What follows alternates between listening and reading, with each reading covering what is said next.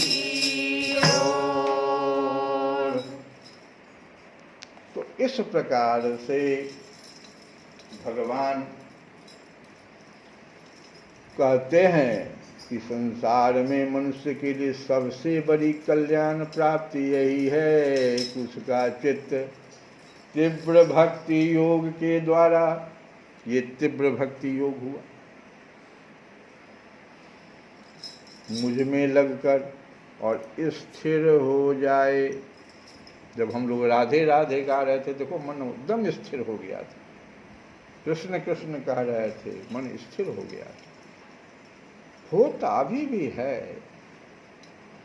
तो भगवान आगे कहते हैं कि माता जी, अब मैं तुम्हें प्रकृति आदि सब तत्वों के अलग अलग लक्षण बतलाता हूँ, क्योंकि प्रकृति और पुरुष दो शब्दों का प्रयोग भगवान कर दिए।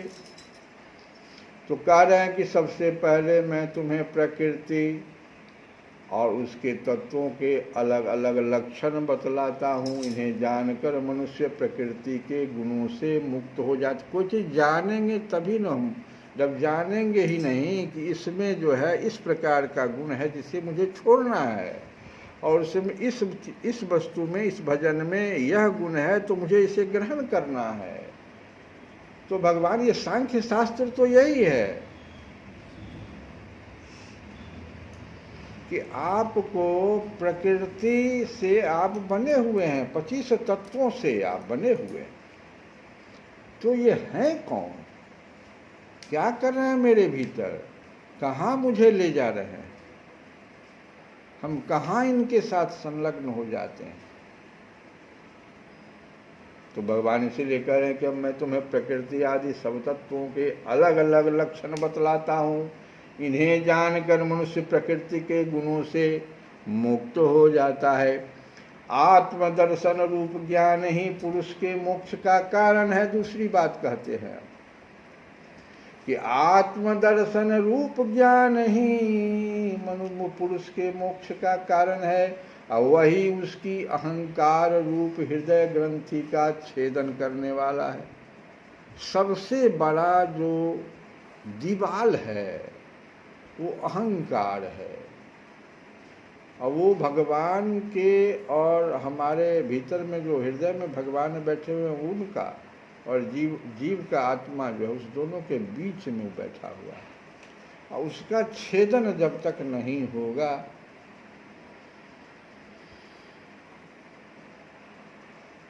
उसकी अहंकार रूप हृदय ग्रंथि का छेदन करने वाला जो आत्मदर्शन रूप ज्ञान जब तक हमें नहीं मिलेगा, उधर की ओर हमारा ध्यान नहीं जाएगा कि ओ इस कोठी में सोना रखा हुआ है, ध्यान नहीं जा रहा, इसलिए कि उसको मिट्टी का बना हुआ है या धातु का बना हुआ है, हमको पता नहीं चल रहा है।